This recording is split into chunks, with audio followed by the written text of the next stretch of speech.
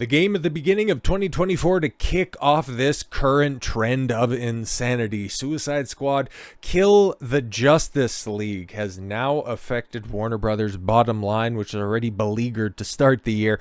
And well, it's going to be something that's going to haunt them throughout the rest of this calendar year. Warner Brothers Discovery admits to taking a $200 million loss.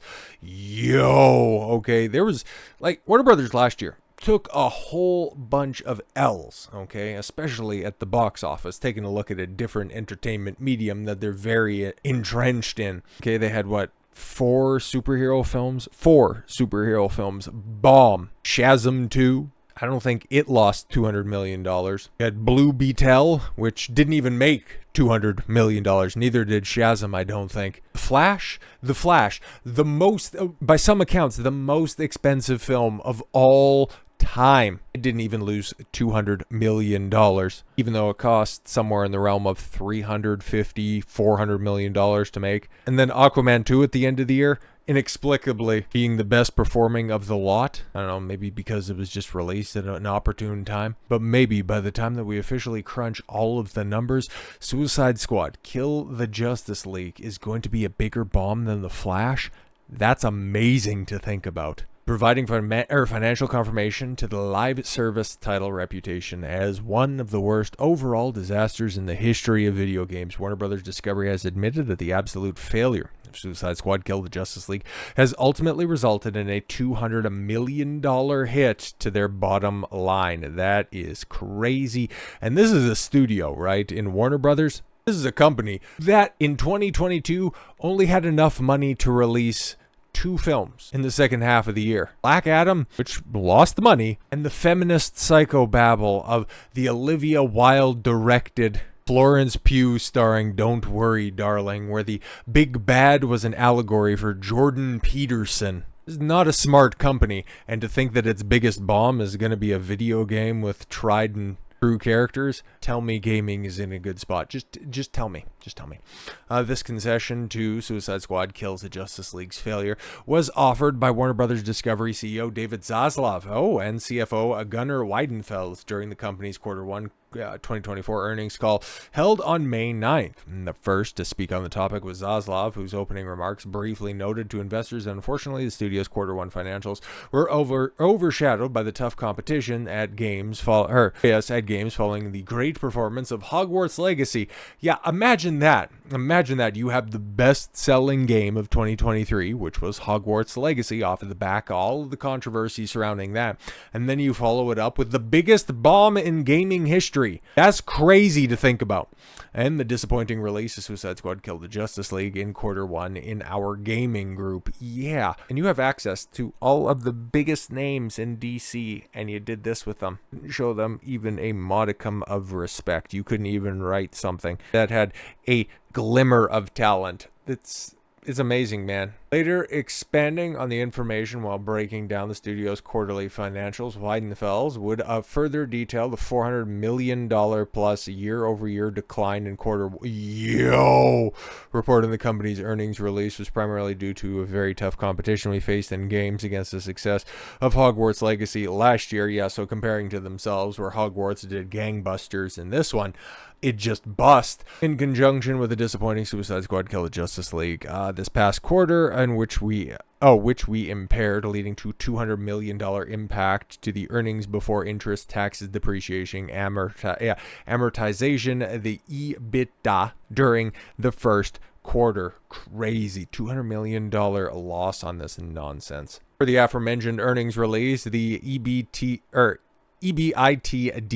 for the company's studio segment, which includes video game, television, theatrical, and home entertainment operations, fell roughly 70% to the prior year quarter, dropping $607 million in 2023 to just $184 million in 2024.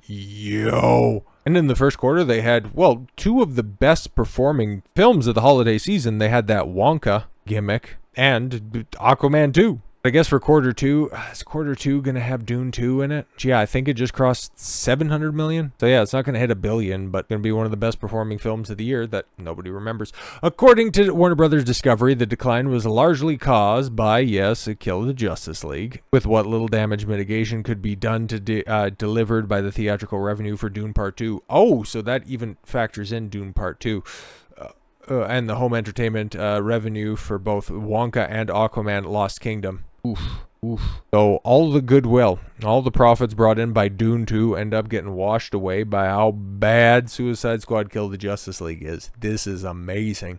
Interestingly, while this is the first time the company has provided financial details regarding this fact, it is not the first time Warner Brothers Discovery has copped to the game's failure.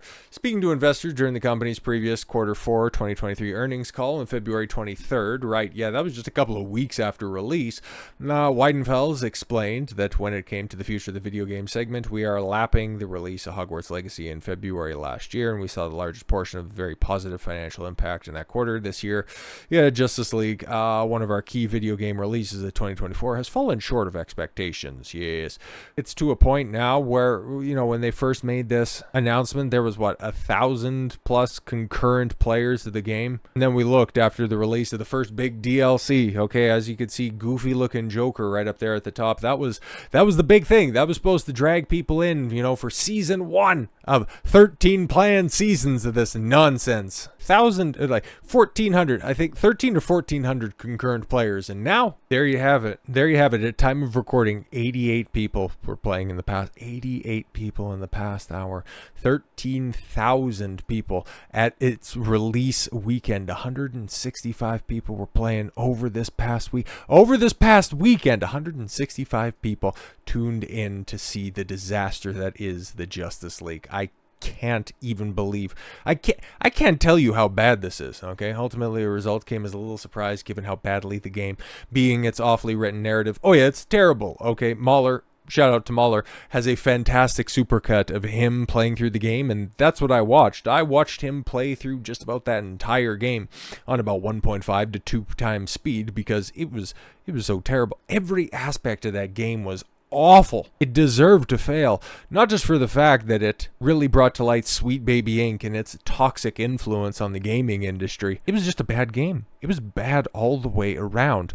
As of writing, the game's player count, which we just looked at, and more up to date, at least at the time of reporting and recording rather, but it just goes to show, okay, game is dying. The game's not dying. The game is dead. It's a corpse at this point in time, but it was supposed to do numbers, man, costing Warner Brothers, a company that, if not for Paramount, would be the worst big studio, in the worst shape, okay? Company that is in so much debt right now. It is just a couple more bombs away from, you know, folding up like RKO. Big budget entertainment, AAA entertainment, whether it be Hollywood, television, and now video games. We are seeing a monumental collapse in 2024. We always thought that a lot of these avenues of entertainment were going to have it tough this year, but didn't anticipate that things would be this bad, this quickly, and this hilariously. So with all that said, thank you all very much for the gift of your time. I've been Don Consuelo. I want you to follow your gut and get after it. Take care, everyone.